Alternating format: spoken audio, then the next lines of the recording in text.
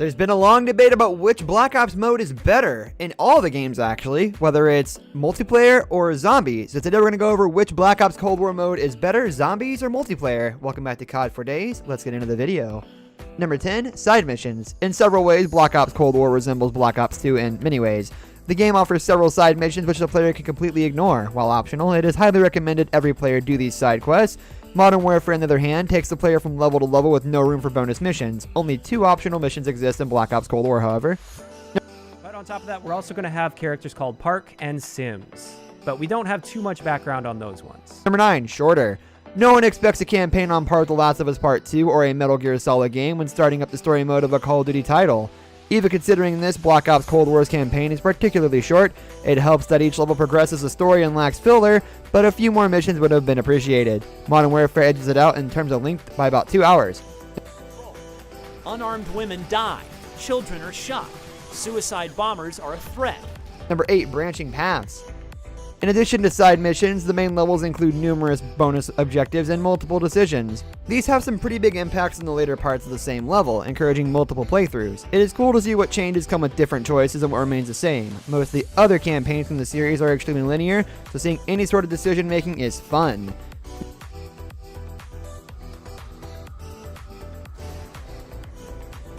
Number 7, slower paced. Compared to Modern Warfare, Black Ops Cold War is a little slower paced, even though the overall campaign is shorter. Where last year's game shuffles players from level to level all over the world, following several different characters, the recent title generally sticks with one character, save for a few exceptions. Additionally, a hub area gives the player some room to breathe and speak to NPCs, not making every moment of gameplay about shooting people. Zip around the map on jetpacks.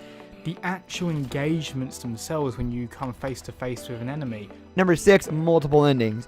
It is worth playing through Modern Warfare several times simply because of how fun the missions are. Black Ops Cold War encourages multiple playthroughs because of the multiple endings. Without spoiling too much, the endings are radically different, changing the last level entirely. One conclusion could obviously be considered worse than the other, but even the bad ending is fully fleshed out and does not punish the player for doing it, even if it is morally questionable. Then again, the whole nature of Black Ops Cold War is based on moral ambiguity.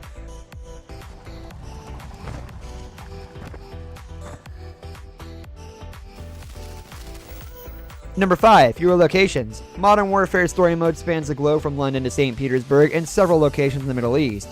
Black Ops Cold War, on the other hand, stays more focused on several areas within the Soviet Union. Players could also go to Cuba and the United States to shake things up. This is not necessarily a bad thing, but for those who want a larger variety of locations, Modern Warfare takes the cake. Number 4, licensed music.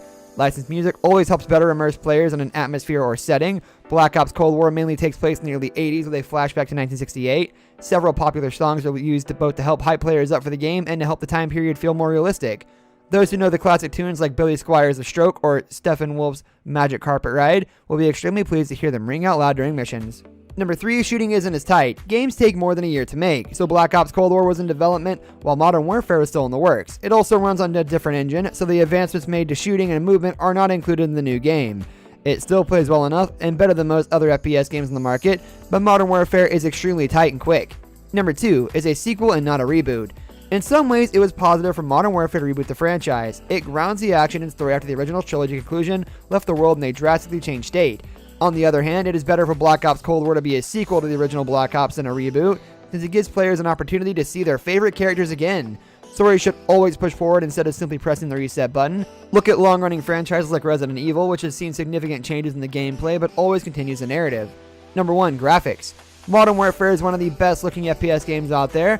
One less knowledgeable in the medium could be fooled into thinking it was a next-gen game. Oddly enough, Black Ops Cold War does not look quite as pristine, something especially weird considering its release on PlayStation 5 and Xbox Series X.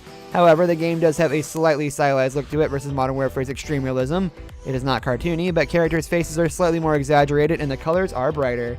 This brings us to the end of our video. I hope you enjoyed it. Hit like if you did, and don't forget to subscribe to our channel so you don't miss out on any of our videos in the future. Also watch the 2 videos that are on your screen because I'm sure you'll love them. With that, I'll see you in the next video.